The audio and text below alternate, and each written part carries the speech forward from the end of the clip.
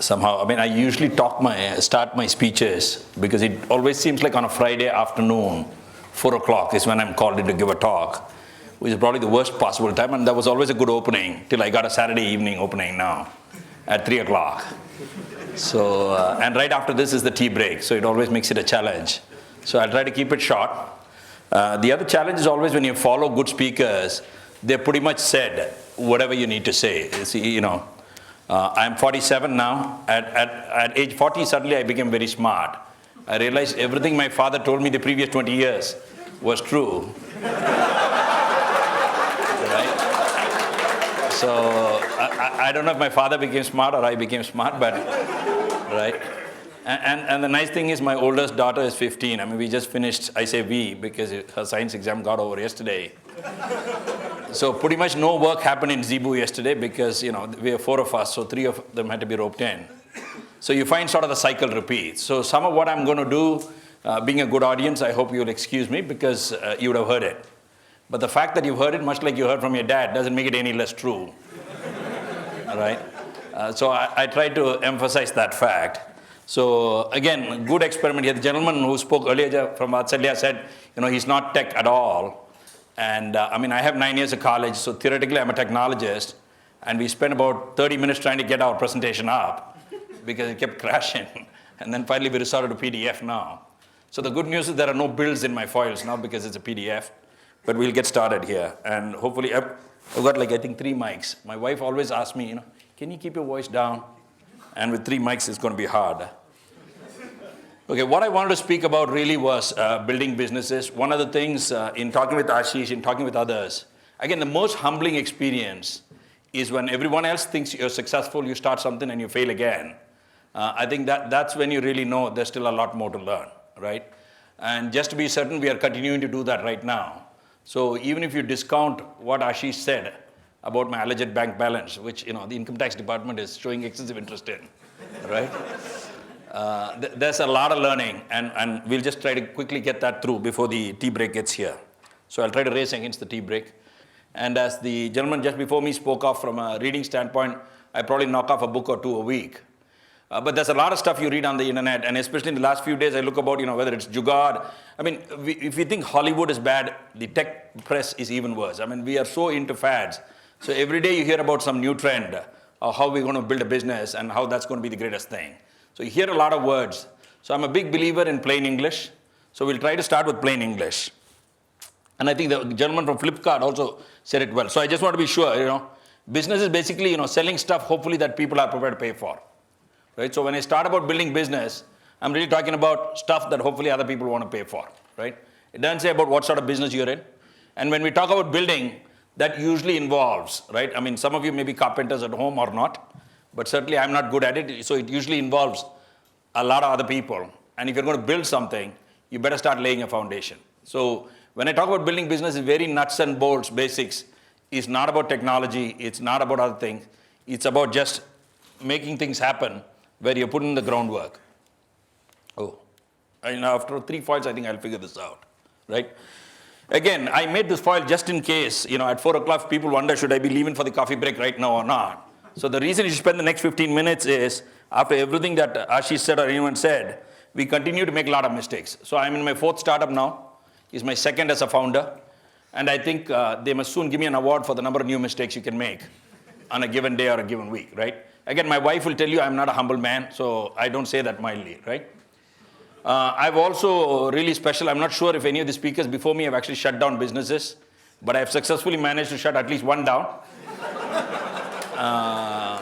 I'm making efforts, well, depending on if you talk to Bikash, my partner's here, on which day of the week, we're not sure whether we're trying to build something or shut something down. And the good news is you can never be sure, okay? And everybody else will tell you. So the day people tell you you're doing good is the day you need to be suspicious. And when people say this is not going to go anywhere, you should keep plugging on. The other interesting thing I found, which again, here's another point others didn't touch on, is at least in 2 companies I worked on as the number 2 guy, and I found I'm the most ineffective number 2 guy. So, at the number 3, 4, 5, 10, 15 guy, I'm good. As the number 1 guy, obviously you get to call the shots. So other guys are complaining about you, but you don't have much to complain. But in between all of these, I managed to build a $50 million business in a large company. And actually, that's a much tougher thing you realize afterwards, because initially you think, you've got all these, and you don't do this alone. You've got hundreds of players. And most of these hundreds of players, of course, you're not sure, are they on your team or are they on some other team? So actually building a $50 million business with a team, it's a tough task, which you realize only afterwards. And again, you realize your team contributed a lot when you fail after that, because you realize it's your team really that made you successful, and not because everyone told you you're a hero and you did this. Sort of feels good about for 10 seconds, but beyond that doesn't last. And really, one of the things we did is really build a business where we started with about $20,000 in capital, which is just 5 guys writing a check. We did raise about $500,000 round angel fund again, and we exited the business about $9 million, right? And much of the business was owned. Still, at this stage, when we exited the business, only 25% was owned by the angels, and the rest was still owned by the people on the inside of the company. So we learned a few things along the way. I think that took longer than I intended it to, but that's the reason you should stay awake and listen, right? Okay, I'm still figuring out. Okay, again, I'm a risk-averse guy sometimes, not always, but today I'm a risk-averse guy. So if you do want to leave after all of that, these next 3 foils are really what you should be listening to, right? One of the things Ashish talked about is, again, in the dawn of time, I went to engineering school, so I was an engineer. Nobody in the last 3 companies I worked in believes I was an engineer. But nevertheless, I was an engineer at one time. So the point is, the product is only a piece of your company, right? All of us as engineers, how many people are engineers here? Oh, right, okay. So here's the sad part, right? The product is important, but product's only a piece of it, right? So yes, get your product built. It's even PowerPoint's actually more powerful than product. Don't laugh. It's true, right? Unfortunately, that's advice I didn't take the last year myself, but again, so we can learn together, right? So your product is only a piece of it, really. Your people are a much bigger part of it. I think that video does say it. It does take a lot of courage to be a follower, because everybody from your girlfriend, your spouse, or your other people want to know why you're not the number one guy, okay? Especially, again, if you're doing a startup, you're not bringing money home anyway, so you might as well be the number one guy, right? So there's a whole bunch of issues around this that will be that you never thought of, right? So people are a really big part of it. Okay, I'm still not figuring it out. But really, again, this is one of those things your dad tells you and you go like, Dad, the world was different when you were whatever. But unfortunately, it's the truth. You better enjoy the journey, right? And again, nobody else can tell you whether you're enjoying it or not. You need to decide whether you're enjoying it or not. It helps every morning if you get up and say, I'm enjoying this. You start to sort of believe in it, but... Right? No, try it tomorrow morning, okay? Okay, I'm still not figuring out. Okay, for those of us, most of the people are still left here, which is a good sign, right? Again, this is as much code as I've ever written in my entire life, but I thought, right? So the whole premise of a business, right, is, look, there are customers out there. Again, the Vatsalya guys covered it, Flipkart guys covered it, right? There's a bunch of people out there, they have some unfulfilled need. Of course, what you think and what they think may be completely different, but let's hope. Right? That's why we got this assumption / here on top and bottom.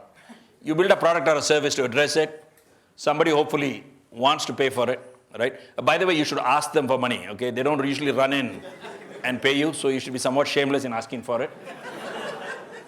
And then, of course, you need to be able to reach them in order to ask them for money, right? Of course, you can ask them over the phone, but you should still be able to reach them. And then hopefully whatever they pay you is more than whatever you spent, right? And then you make a profit. And if all this is true, you try to repeat the cycle, right?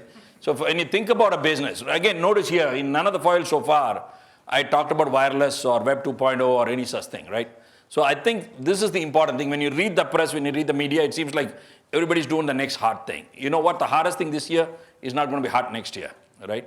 And the same media guy, you're going to have to be educating why this next thing or what you're doing is still hard or relevant. So just keep that in mind, that's the basic business cycle, in case you've forgotten.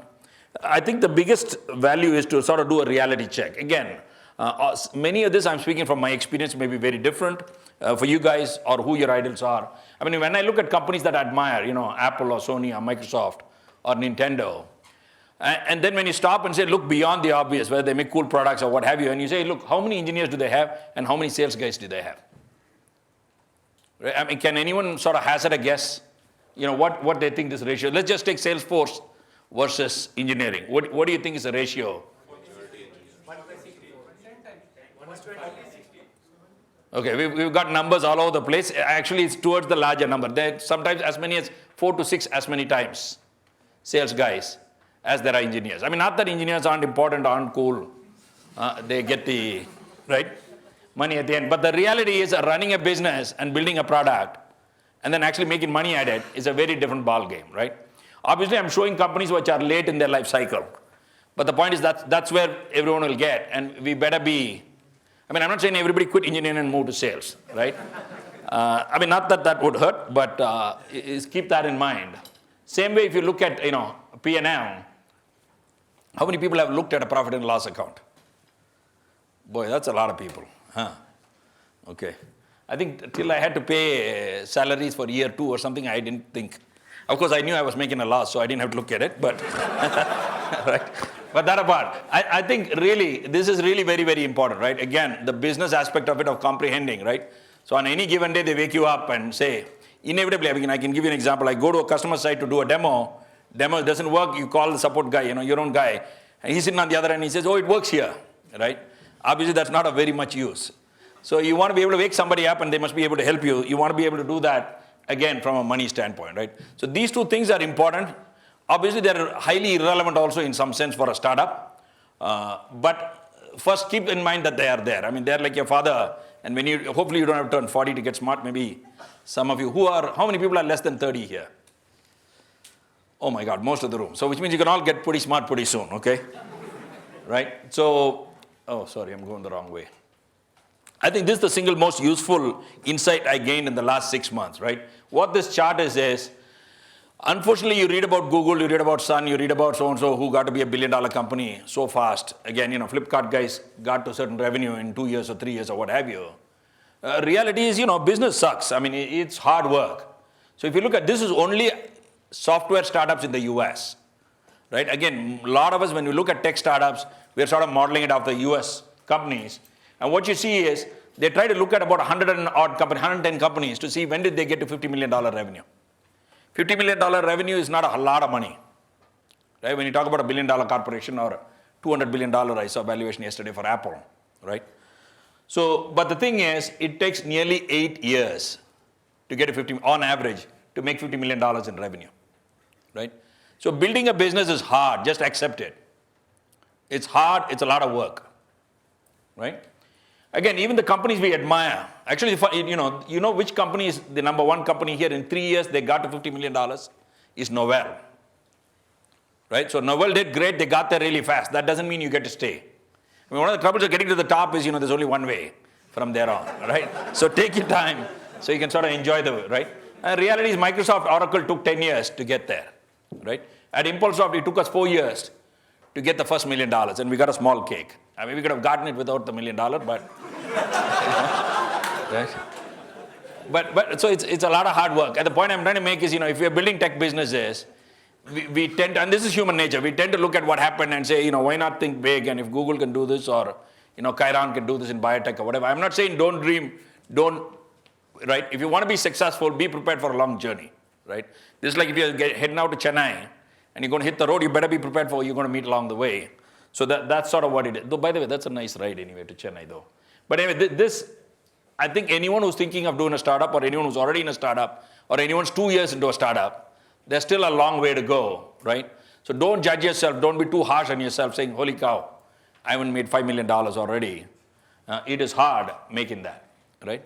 Any startup here that's making more than $1 million in revenue, no? Great. Okay, there's another person there, right? So meet and shake those guys' hands. They've done a lot of work. All right? Give them a good hand. Come on.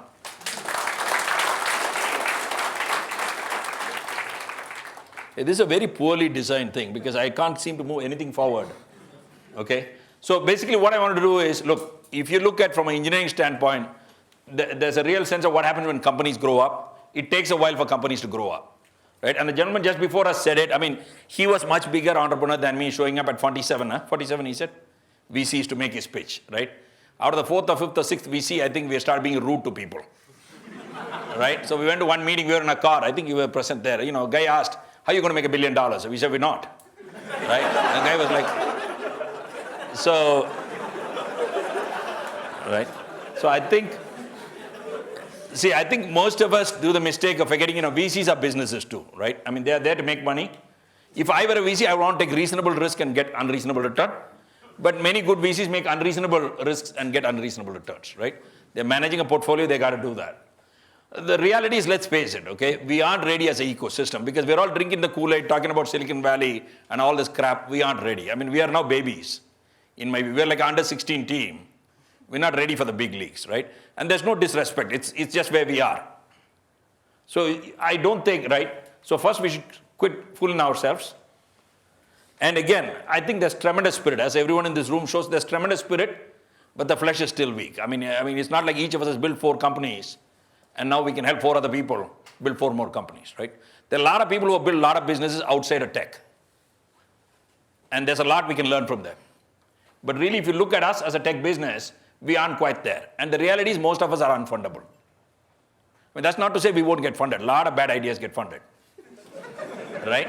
And a lot of good people will get funded. So it doesn't have to be about the ideas. But bottom line, as far as funding in India, this again, obviously, is only my opinion. But we aren't there yet. That shouldn't stop us. I mean, talking to VCs is how we get educated. They get educated, we get educated, right?